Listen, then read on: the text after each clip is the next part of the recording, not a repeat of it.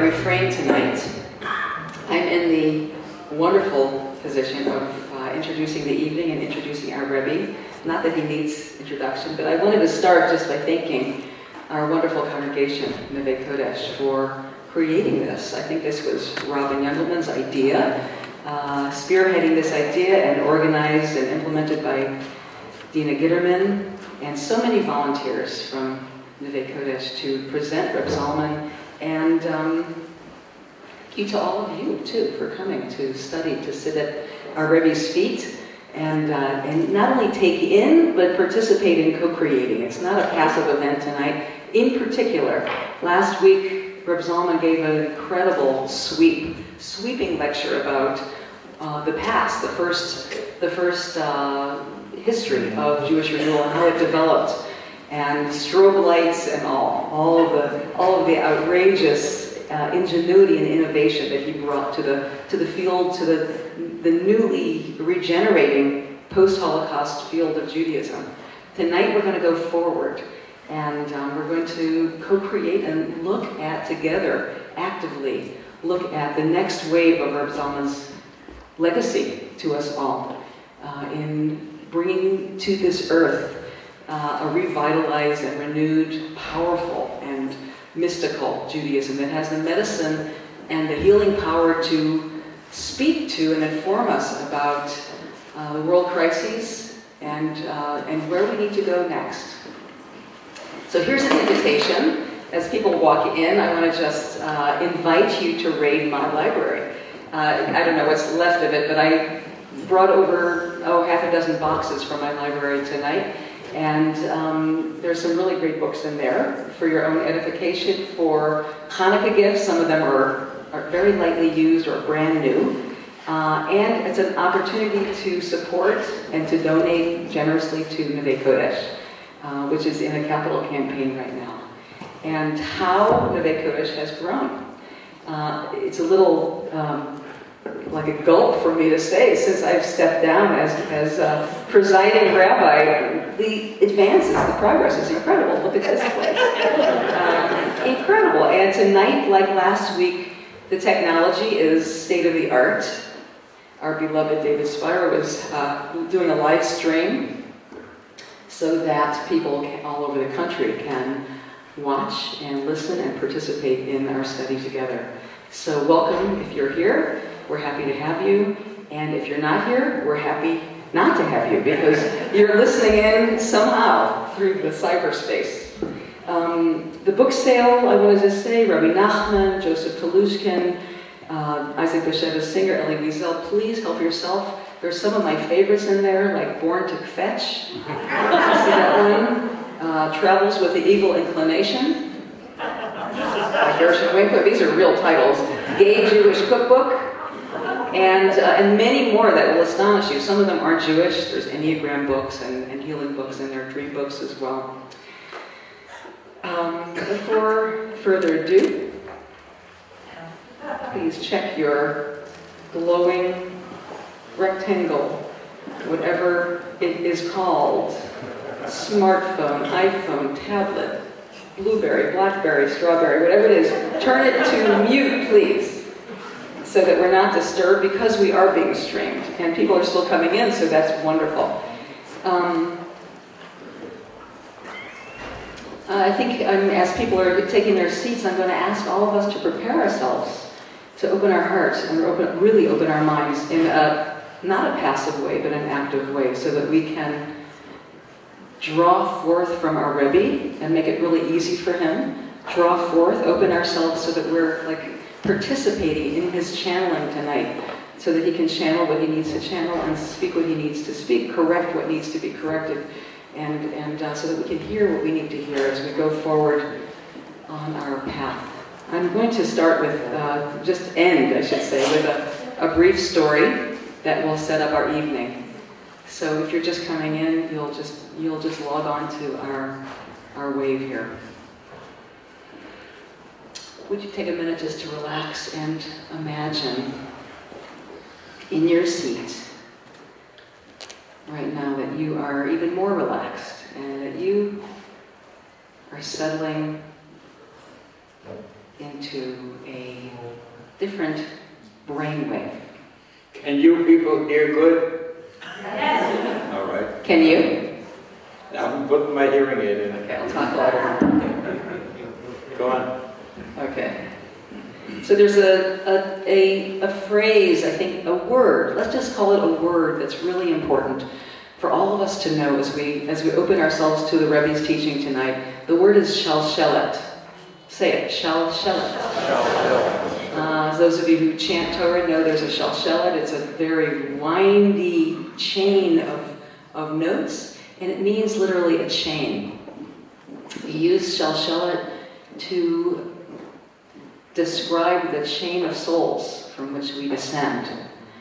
So if you would right now, because each of us is unique, close your eyes for a moment.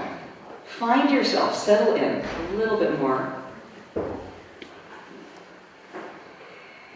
Take a long out breath. And would you please just imagine for yourself that you are connected to a chain of souls, a lineage, if you will, that came before you, but which is still present and generative, giving you energy, giving you purpose, giving you vitality. Call in these beings in your shalshelet. Think of your teachers, your rabbis, the greatest professors that you've had. Think of your bubbies, your zadis, the noble writers, the activists, whom you emulate. And in your own way, call them forward as we dive into this talk tonight. You can keep your eyes closed or open them, whatever you like. I'm going to tell a brief story that will introduce both Rabbi Zalman and his beloved life partner, Ilsen.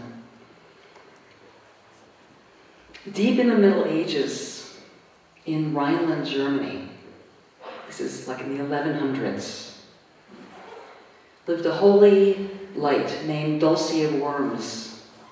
She was a young scholar, she was a translator, a teacher of women. She was the wife of one of the first groups of Hasidim that we'll hear about tonight, I believe, the Hasidei Ashkenaz, Rabbi Eliezer of Worms, a famous mystic. When Dulcie saw what was unfolding in Europe, the Crusades were coming, and she saw that grave misfortune was afoot that threatened the Jews, what did she do?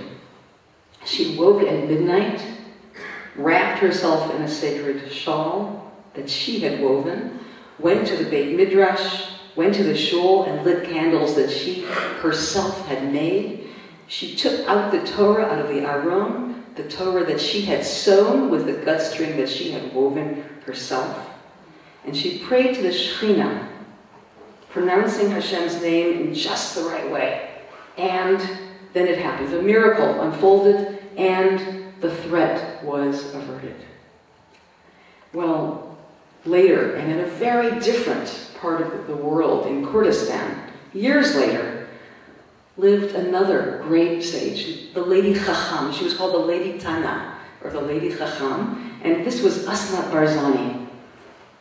another link in the shalshelet, in the chain. She was another great scholar. She was a master of the name. She had a pet white dove that followed her everywhere, emblematic of the Shekhinah.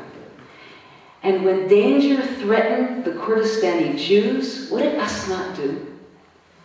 In the middle of the night, she woke up. She wrapped herself in her sacred linen prayer shawl. She had not made these things. She had not made the candles. She had not woven this prayer shawl. But nevertheless, she went to the shul and she lit the candles. She took out the Torah from the ark and she prayed to the Shekhinah, pronouncing Hashem's name in just the right way. And behold, a miracle happened. She was answered, and the threat to the Kurdistani Jews was averted. Much later, their disciple, the holy sage Chana Rachel of Ludmir, lived alone in her green hut in the Ukraine. And when danger threatened the Ukrainian Jews, Chana Rachel said this: Ribbon Shalom, I refuse to marry, so I have no husband. I've been excommunicated by the rabbis, so I have no shul to creep to this midnight, and no Torah, therefore, to hold. Nevertheless, I can light a candle, and I'm going to pray, and I'm going to wrap myself in my talis, and I'm going to pray to the Shekhinah with all my heart and soul, pronouncing the name as I know it. And it happened. A misfortune was averted. A miracle happened. So, my friends, in our day, we, all of us, we are the disciples of Dulcie, of Asnat, of Chana Rachel, of Ludmir. We are the ones, and we see, do we not, that there is grave danger afoot. Not only for our own people, but for the entire world. It's a dark time that we're living in. We may not have husbands, we may not have a Torah to hold, we may not have a green hut, we may not have the perfect incantations, but we do have their stories, and we have the stories of all of those who came before us, all of the holy Bubbies and Zadies, the teachers that came before us. And we have a Rebbe. We have a master teacher here who's taught us how to pray from the deepest place. And he's taught us 3 words from Zohar. This is the words that he put around my neck 21 years ago when he ordained me, Harachamana Liba Bai. And that means the compassionate one wants only one thing, our heart. And so in his zchut, we will listen tonight, in his zchut, in his merit, we will continue to pray in the way that we know how and build a community that we love. And we will pray and call in the soul chain that is ours. And call in the shalshelet, the chain of teachers before him, so that our prayers, God willing, may be answered, may be accomplished, and misfortune for our people and around the world be averted. Amen. Yesod Foundation, happy anniversary to you. Happy anniversary to you. It's 21 years after her smicha. Happy anniversary to you. Let's see. As you were reminding me with the word shalshelet, a niggin that I didn't think of, I would say since 1940, came back to me. It goes like this.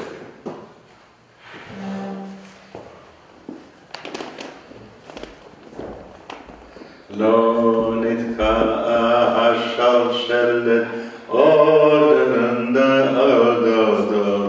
Lo nitka'a hashalshelet od nimshechet od Lo nitka'a hashalshelet od nimshechet od Lo nitka'a hashalshelet od nimshechet od Lo nitka'a hashalshelet עוד נמשכת עוד לא נתקעה השלשלת עוד נתקעה עוד.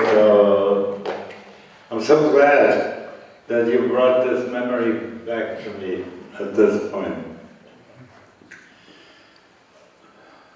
Thank you, Nevei Kodesh. You give me an opportunity to witness. It was last week that I was able to give you the witness of how I understand where we came from. At the end of the time, I didn't have a chance to speak enough about where we are today. So I need to begin with where we are today, what is our achievement, and what do we look forward to. So many of the things that we have engendered are already being emulated, copied, redone, as it were, by other people. I have to begin with a witness about Davinology. How did I get to that? I had a congregation in New Bedford, Massachusetts, and I had to do some things with people in English. And as I was doing that, I felt the dry way of reciting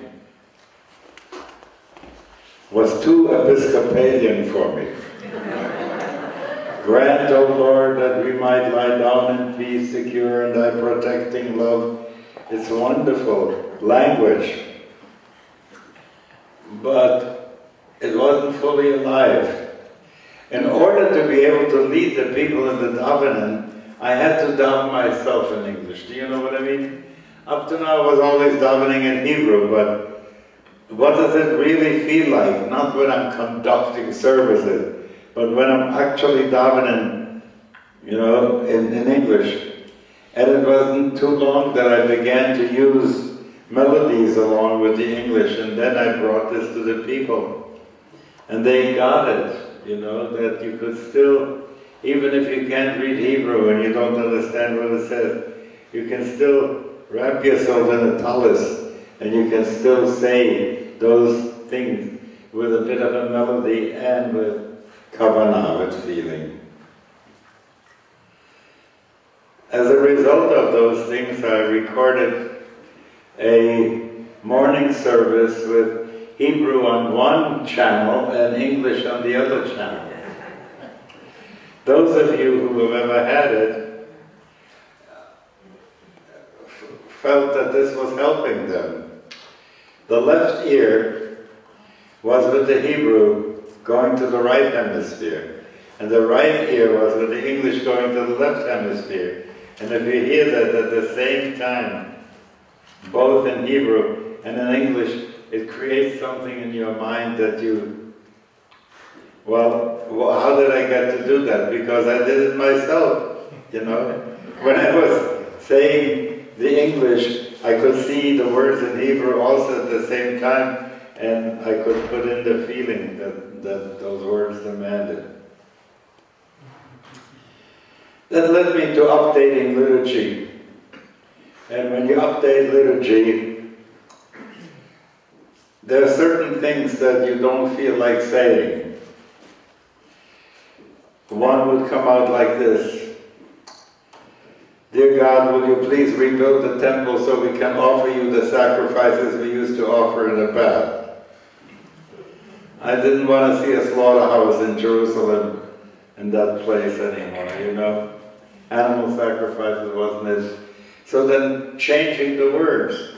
Once we began to change the words so that they should have meaning, so that we would pray for the temple in which we would want to worship together with other people, for my house shall be called a house of prayer for all people. That's so wonderful and important way to vision that temple. So the liturgy had to be updated, and along with it also there had to be gender equalizing.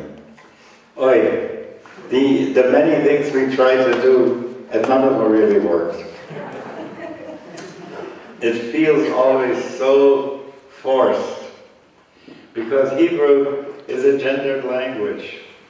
And despite the fact that we know that we are addressing in prayer, we are addressing the Shekhinah, and that is sort of feminine, and yet how will this be expressed? So we did what we could, and I think it's not bad, what we have, but it's not finished. The Shalshelet really will need another way of doing better what we did.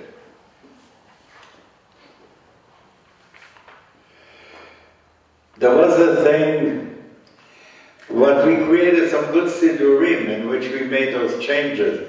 And Reb Daniel Siegel did a remarkable siddur. And we have that weekday siddur that some of you have begun to use in English. And I wish that you would know more about that, because that happens to be the daily connection. Logging in, as it were. You know, the whole day is different when you have something to do in the morning and later on in the evening again. In the Siddur, we did something else. The name Yud He Vav He must not be pronounced by us.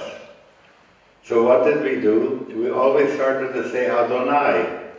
And that came about because the Septuagint translated the name as Kyrios, which means Lord, boss. And the Hebrew, Adonai means the same thing. It has the word din, law in it. In other words, the one who is the arbiter of law.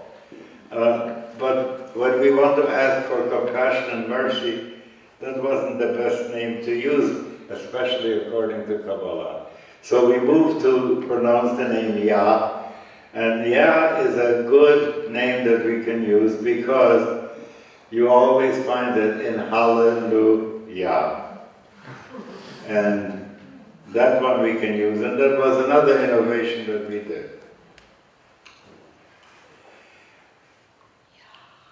Then we created liturgies for special events. Very soon we are going to have Thanksgiving. And when you sit after you eat a wonderful meal, you really need to do Thanksgiving, you know? And do Birchat HaMazon and bench afterwards. In Birchat HaMazon, we include on special holidays, Yalav Yavo to say, and we thank you for Pesach, Shavuot, Sukkot, for Rosh Chodesh. Sometimes we say we thank you for Hanukkah, for Purim. So I wrote one, I thank you for Thanksgiving. And it's on the web if you want to get it. And it would be good to have that when you have a Thanksgiving dinner so that you can really do the benching, including that which has become for us a source of Thanksgiving. The other thing, in the last lecture I was sharing with you about paradigm shift. What does it mean to move into the age of Aquarius, and what kind of understandings do we have to have about reality? But the basic reality for an enlightened Judaism has always been Kabbalah. Kabbalah. Somebody asked a question last week, and I don't know who it was because I was sitting up front. Why, in creating or cobbling together Jewish Renewal, did Rabbi Zalman draw so heavily on Kabbalah and Jewish mysticism? And I wanted to say, do you remember when this was? I mean, I'm looking at you all, and there are those who say, if you can remember the 60s, you weren't really there. But there are many of you here who really can remember the 60s and 70s, right? I so wanted to play a record for you today. Yes. Yeah, he wanted to begin with, My Sweet Lord. We might be able to get that together at the end. That's not a one-person thing, that song. But you remember when that was. And the short reason that Reb Zalman involved so much Kabbalah and mysticism is that that was his tradition. That's where he came from. He was a chassid. You were a Lubavitcher chassid. I still am. You still A discredited one.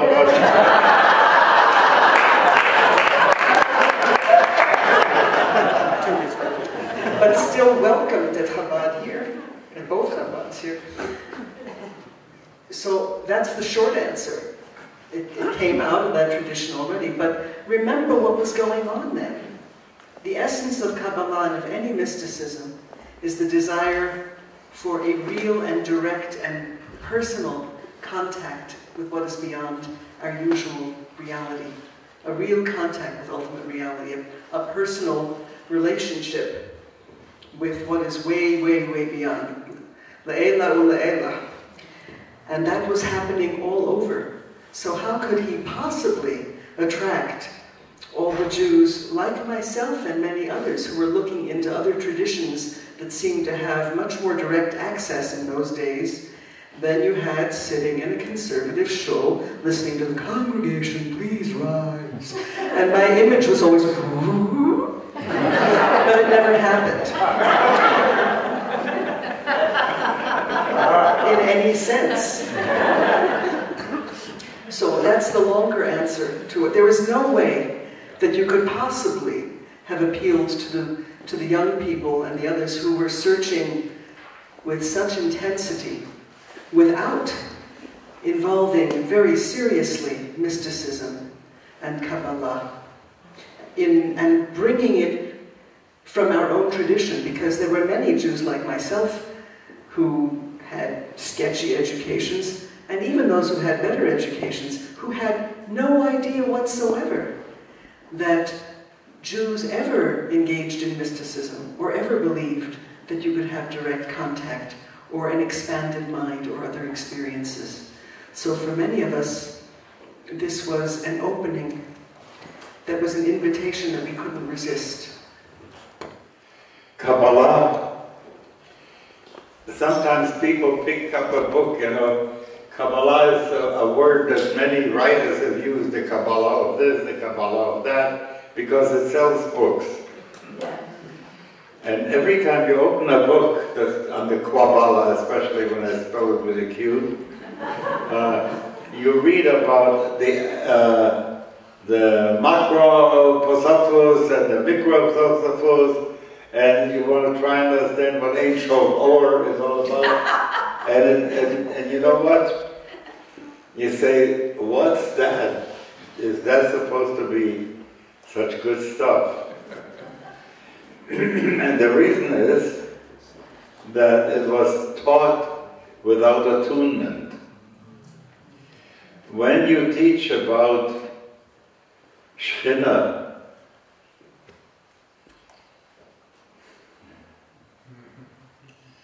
there should be at that point, as if from your heart going out in the direction of the Cosmic Mother.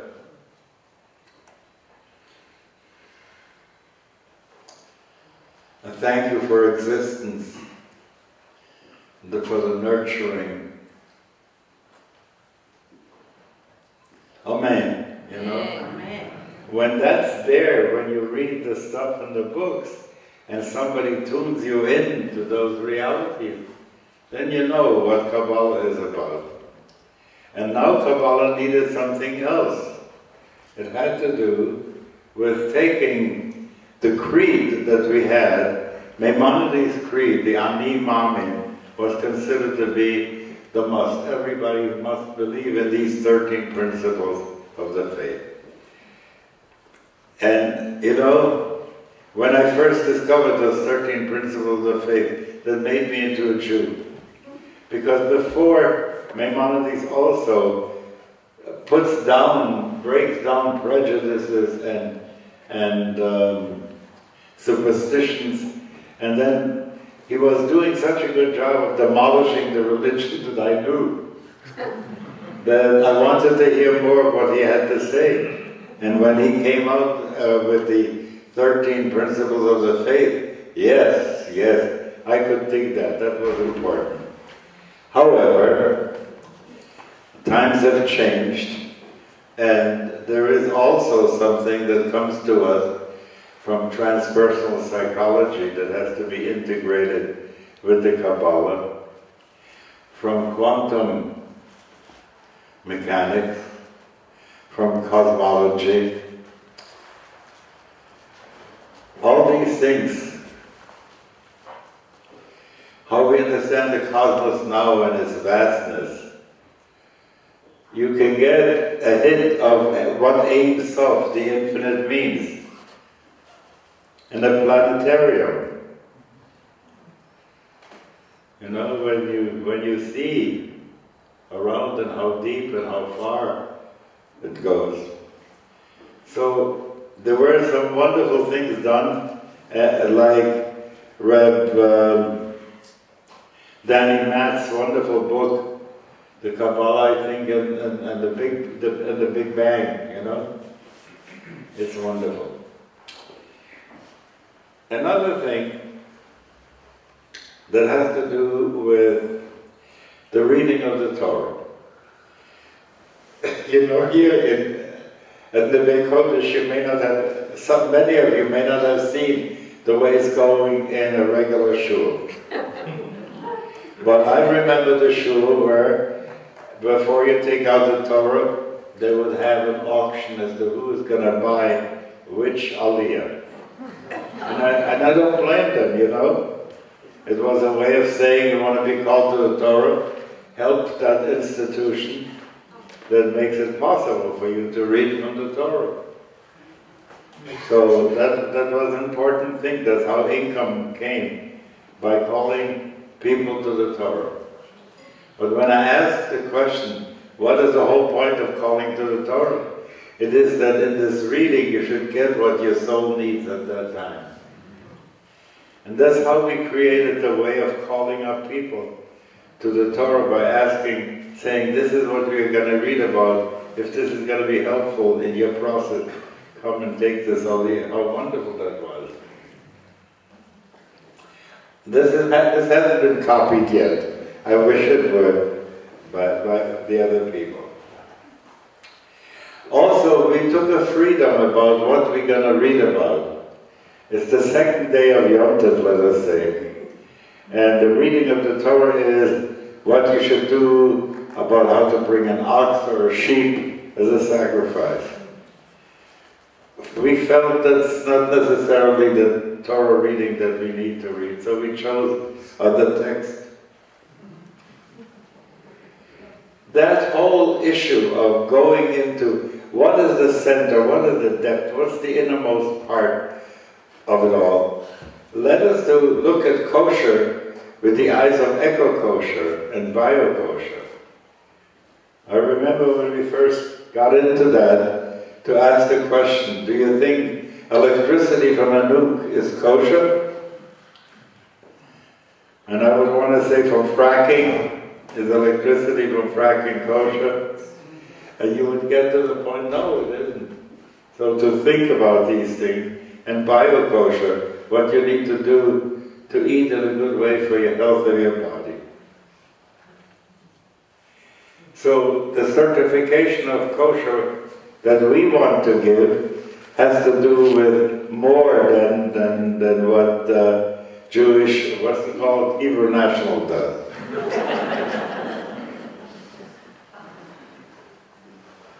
Integral halacha. This led us to look at all these things that, it's not that we don't want to adhere to mitzvahs. If you take seriously that you want to be in a living relationship with God, then you want to do the mitzvahs. You know, when I put out this film in the morning, it's like saying, I'm with you, God, you know. I don't want people to think that when you're in renewal, you don't need these things. You only need the innermost. A little outermost is also important, like the lighting of the candles and davening and so on and so forth. It's important to do these things. And then the question is, how do we want to do it, and on what basis do we want to do it? If people accuse us that we want to do it only according to our convenience. Doesn't have to do with convenience. It has a question about how is this mitzvah best performed at this time in our state of the world. These questions led us to look at halacha both from the sources and from the intuition that we got how it has to be. It was wonderful that I can't imagine that any seminary would have told their students that they should have spiritual direction if they want to be rabbis. Many of them treated the thing as if it were an academic thing. If you know all these academic things, we'll ordain you, and they call it graduate you. But there is something else that's really necessary. How does a rabbi deal with rabbiing, you know? One dimension is always there, and you've heard me say this before, is that I am in an awareness that this call is also being monitored for quality purposes. It's a very important awareness, you know. If I'm aware of that, then surely God is aware of that. And to speak from that point of view, to say, this is what I want to share from my heart and from my soul about that. So, it now happens that so many rabbis have begun to look for and receive spiritual direction. Another thing that Renewal did for the rabbinate. In relationship to non-Jews, we have been working on the issue of ger toshav, how to make people comfortable, not necessarily as full converts, but as affiliates with us. Because there are many souls that have been recycled from the Holocaust, who have come back, some of them not to Jewish parents, and yet they have an affinity and they'd like to come and be with us when we daven, when we celebrate. And to be able to say, we welcome you, this is important. Welcoming gays and lesbians as a community. We once had a Torah, an Aliyah, that was the first Kala that we did, in which we invited the gays and lesbians and transsexuals and bisexuals, anybody who was in the closet about it, and didn't think that this is something they could bring to the Torah. We invited them up, and they came for an Aliyah that still is in my memory as a very awesome moment. Going to the ordination of women. You know, if I had to make an argument for the ordination of women, I'd have to say, Reb Tirzah, come up. Here's my poster lady, you know. Because in a way, you know, in a way in which she has manifested a kind of Torah that doesn't come from having studied in a yeshiva, but from opening up herself with every value awareness that she has into a study of Torah, and from that place says, I want to give it over to my people. What a wonderful thing is. It's the Torah of the white letters of the Torah. There's been a big shift about the hierarchical structure that we had in relationship to Rebbe. Because there was one Rebbe, several mashpiyim, older Hasidim, you know, there was this whole pyramid, and the Rebbe was on top. Somehow, the hierarchical thing doesn't work for us. On the other hand, the organismic thing does work for us. In an organism, it is like my friend Joseph and Nathan used to sing, from you I receive, to you I give, together we share, and from this we live. to come back to the business of sharing and working and living with each other in the future view of renewal. I'm going to skip a bit because if you want to know more, you can see so much of what we have on the websites of Yesod and Aleph and RZLP and so on and so forth. If that is of interest to you, look up and you will see the amazing things that we have done. The other day it was so wonderful. A rabbi friend of ours came to visit and was telling us about a mikveh they're about to build. Now, the whole business of mikveh was considered to be something that belongs to the ultra-Orthodox and not to the rest of us. But those of us who have gone before the High Holy Days to the mikveh or at other occasions know how important it is. We brought mikveh back into the mainstream of Judaism in a way. So having spelled out something about the present, I want to dream now a little bit about the future. In the future I see that we will have worked out something about how to deal between solo and minyan. You know, when you have 10 people, you have a minyan. If you don't have 10 people, it looks like you can't have a minyan. And I think 7 people make also a minyan, a different kind of minyan. And 4 people do another. You know, part of what we have to do is we have to we together. If we don't we together once a week, you know, it then has a feeling, I don't know, I'm alone, I'm cut off from people.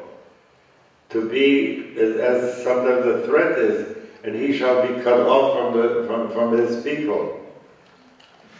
And this way to say, I want to learn the way, the mystery of the various number relationships in creating a new kind of quorum. I want to say that renewal is not a brand name. It's a process by which divine providence reinvigorates Judaism. Klal Yisrael. Klal Yisrael means the entire Jewish people, if you will.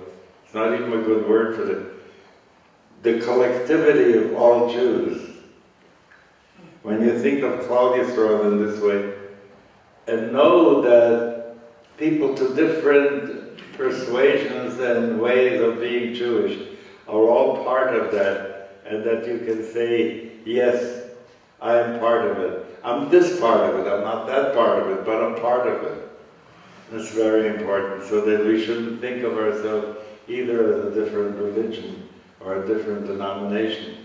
It just means manifesting innerness about Judaism. I believe that when you look at the various things that various groups are creating at this time, you see how much of it is already on the question, how do we make sure not only that we can survive, but only that we survive with meaning and with life and with celebration and ecstasy. So Klal Yisrael is the entire spectrum from ultra-Orthodox to humanistic Jews, secular ones. It contains Jews in Israel and the diaspora. So I want to go back to one point and then move in for a landing and invite your responses if I have the energy to stay with you.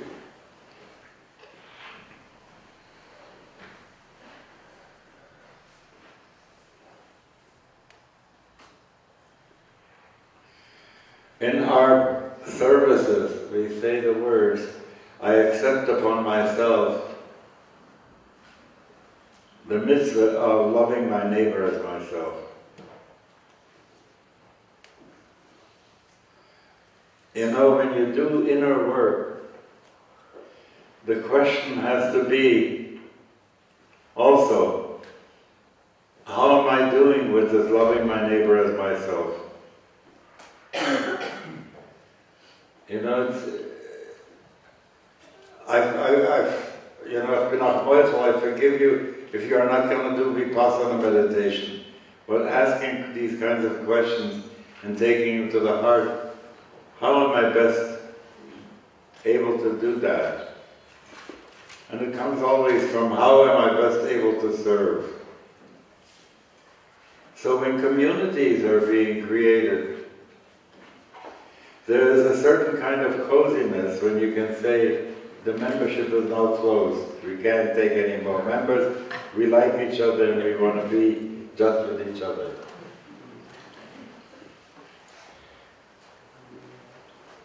If you do that, entropy will set in. And you will find yourself, sooner or later, not loving each other anymore. It's really necessary to have sort of open enrollment and to say, anybody who wants to come be with us, welcome. We would like every person and every religion and every lineage to continue and to do it right and with all its color and all its specificity and all its beauty that it has. And at the same time, we want to encourage each other to let our tradition breathe. To really let things in and breathe out and share with other people. The flood was such an amazing love your neighbor as yourself impetus. The good people who came to help us and the alacrity with which they did it and the joy, it was so wonderful. So I want to wish this community, Nevei Kodesh, that through all the changes that are happening right now until you will get the rabbi who will be with you for the next decade or more, it's wonderful growing pain. And often you have differences of opinion, but I want to beg you, don't stop loving each other. Amen. Okay? Help each other, think of each other in this way. It is so remarkable when that happens. Sometimes I have enough ego that I wish that the people who have copied us would give us credit. Because I feel we are doing a wonderful thing, and I feel that we are a secret to much of America. People haven't experienced that. Every once in a while when we have the people of Ohala here, and there are these fantastic services in which we want to say, that's what I mean, that's what I wanted all along, yeah?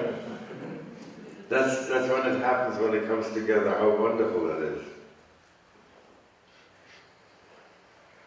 So, greet each other well on Shabbos, and invite each other to homes to have dinners and conversations with.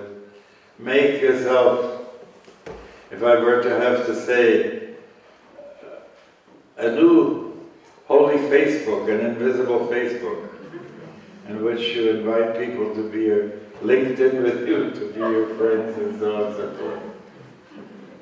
Well, I think I'm running to the end of what I want to say right now.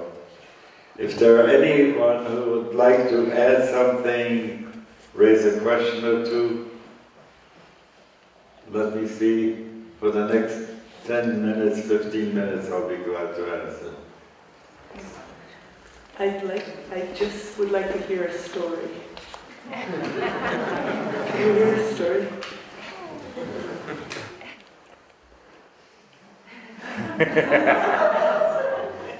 If you could imagine how, like fish coming for fish food in a pond, the stories are floating up in my head.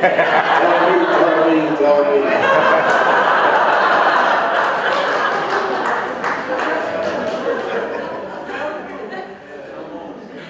Well, I tell you something.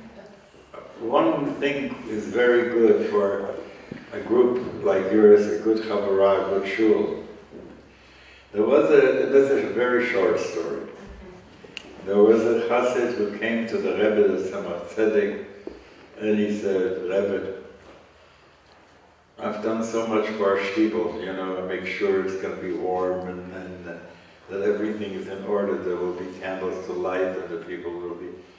And why is it that everybody steps on me? How come they don't appreciate me better? You know, they step on me. And the Rebbe says, who asks you to spread yourself all over the shul? That wherever one steps on you.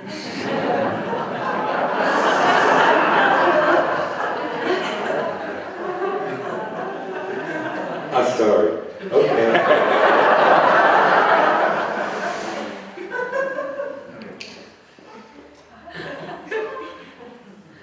Oh, all right. This is going to kill the rest of it, but no questions to be answered, but here comes the story. Okay? The Baal Shem Tov had a number of disciples, and when the Baal Shem Tov was about getting ready to pass on, he called each one over and told them what he thought would be good for him to do in the world. The Hasidim understood that this was very important, yes, and he did.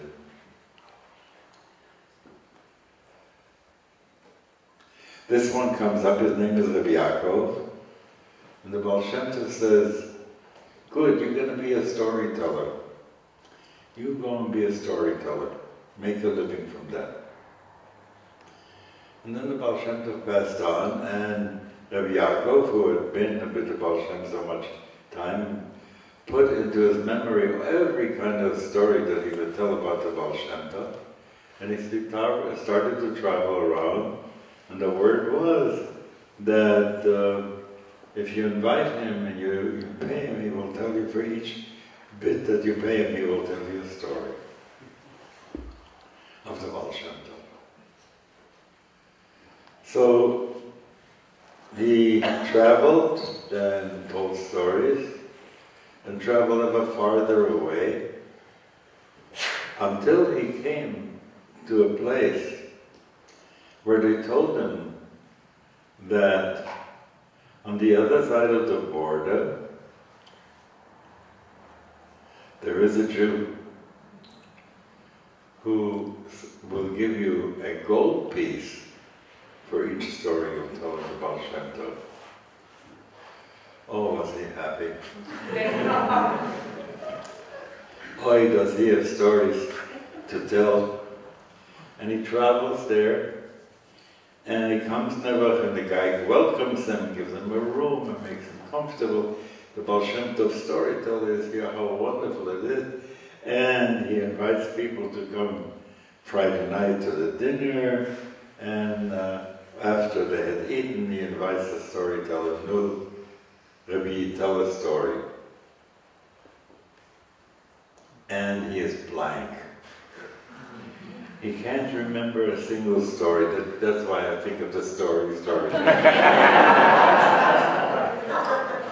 And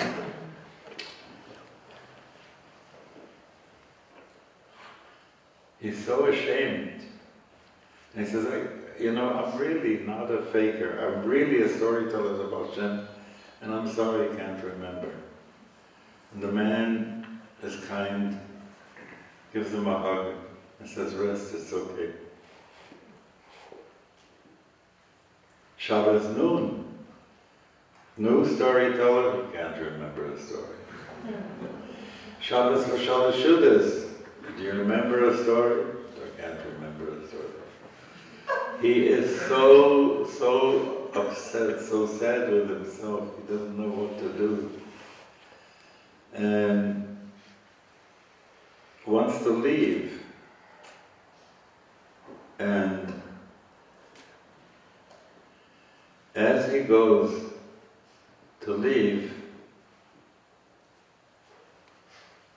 the man says to him, No, as he goes to leave, a story comes up.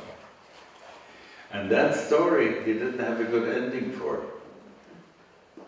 And he couldn't remember any other stories. And so he said, I have a story, Rabbi. He said, I tell you the story. I only know part of the story, don't know the rest of the story. But please, this is the story I remember. Once the Baal Shem Tov on a Saturday night took us into his wagon and Alexei, his coachman, ahead, and the disciples in the wagon, and it's a covered wagon. And they're sitting there, and the Baal Shem Tov does what he does. And woof, so fast. They're gone to another place called Tirzah.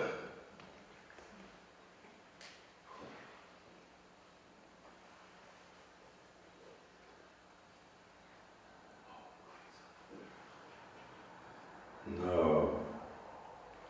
I made Tirzah and I forgot where I was. He gets to the... It was a story about... Erev Easter. Pardon? It's Erev Easter. They get to the town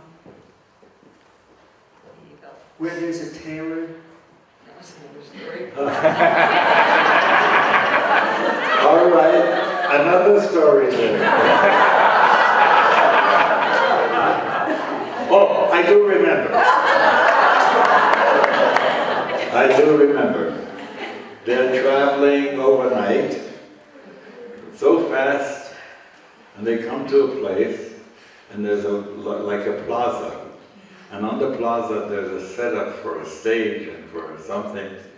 And the wagon stops in front of a house. The Baal Shem Tov have his people knock on the door and ask for entrance. And they say, please, what are you doing here? Go away. This is a terrible day for Jews to be here. We are just keeping our home. We are hoping that we are not going to be hurt. And so on. So, well, go, leave. I said, no, I'm here. I have to be here. So they let him and the wagon and the horses, they open up the gate and he goes in. And he stands at the window. Rabbi Yaakov tells. And all of a sudden he sees outside a throng had been gathering around that stage, and a preacher comes up on that stage. Turns out it was close to Easter, and that was always the time when there would be a sermon given.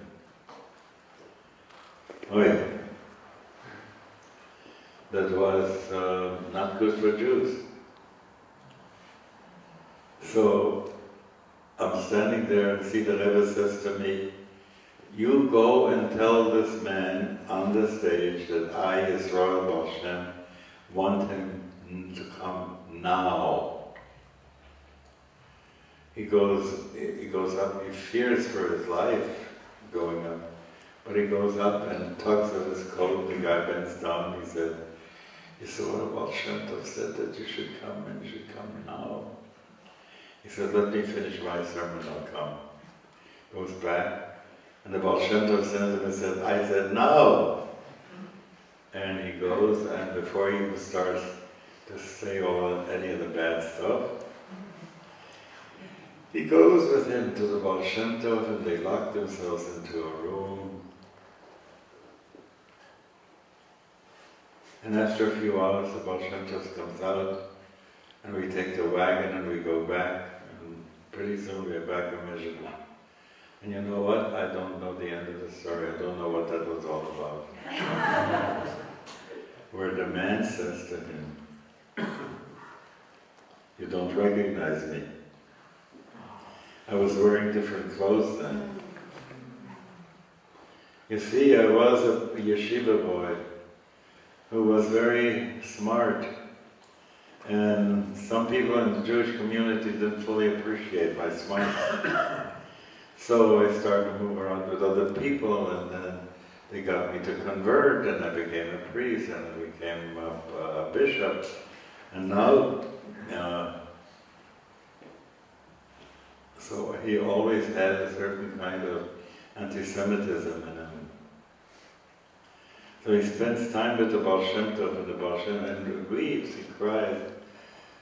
He knows that he's with Yaakov. Yaakov is not telling, he's a really good storyteller, he belongs.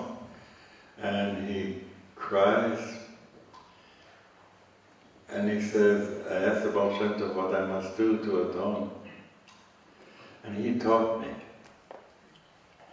And I said, how will I know that I've been forgiven? He said, when you will see this man again, and he will tell you the story. When you couldn't tell me the story because you had forgotten, I went in my room and wept, God, how long will it take? I've done everything that I could. Each time he tried to tell a story and he couldn't, I went into my room and I prayed very hard. But now that you have remembered, I'm very happy and I feel forgiven. So have a good night. Yesod Foundation.